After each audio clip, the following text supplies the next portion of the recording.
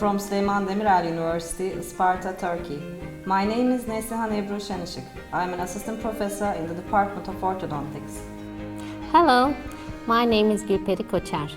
I am assistant professor in the Department of Oral and Maxillofacial Surgery. My name is Buğlem Üreyankaya. I'm associate professor in the Department of Endodontics.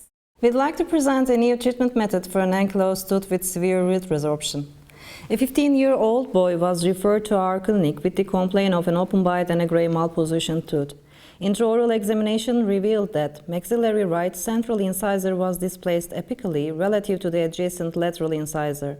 Upon radiographic examination, absence of the periodontal space and ongoing replacement resorption of the ankylosed tooth with external root resorption and inadequate bone height around the ankylosed tooth was found. Cephalometric analysis showed a skeletal class 1 malocclusion with normal vertical heights. In consideration of the patient's age and continued vertical alveolar growth, decoronation, surgical resection, space closure, surgical luxation as treatment alternatives were rejected.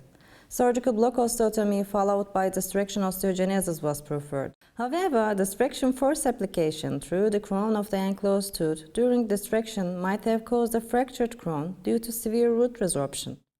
In order to modify the site of force application, placement of an orthodontic mini implant in the center of the bone block was considered possible. A combined surgical orthodontic management protocol involving single-tooth dentaosseous osteotomy and vertical alveolar distraction osteogenesis with intraoral elastics and mini-implant anchorage was presented as an alternative treatment method. During the first session, the root canal of tooth number 11 was retreated and obturated with MTA because it must be considered that there was a risk of crown fracture during the treatment of ankylosed teeth with severe root resorption.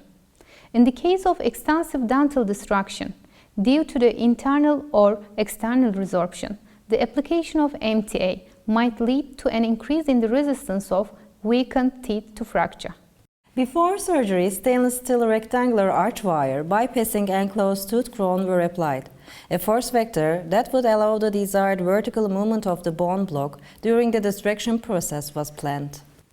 A single-tooth osteotomy was performed under local anesthesia.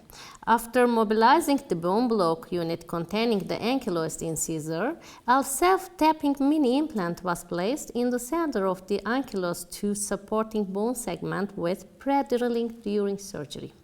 The distraction procedure was started by applying intermaxillary rubber elastics between mini implant positioned on the ankylosed tooth supporting bone segment and the anterior lower arch.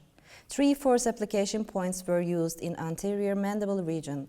2 to 12 intermaxillary elastics were loaded. Distraction force applied gradually. Following 15 days of distraction, the bracket was bonded to the ankylosed tooth crown and tied onto rectangular night-eye arch wire. During distraction phase, ankylosed tooth supporting bone segment moved slightly palatinally and tipped mesially. After ligation, the supporting bone segment moved slightly buccally and tipped distally. In consolidation phase, stainless steel rectangular arch wire was ligated. Intraoral anterior box elastic without ankylosed tooth crown was used to maintain vertical stability. In order to check the root resorption severity, radiographic examination was performed 1 month after distraction process. Total treatment time was 16 months. With this alternative treatment method, an ankylosed tooth with severe root resorption was kept in place during an increase of vertical alveolar height. Additionally, the patient's aesthetical needs were satisfied before adulthood, and the success rate of aesthetic prosthetic restorations was increased without a further reconstruction or augmentation of the alveolar ridge after loss of ankylosed tooth due to progressive root resorption. This treatment approach might be taken into consideration in the cases with ankylosed tooth and severe root resorption. Thank you for your kind attention.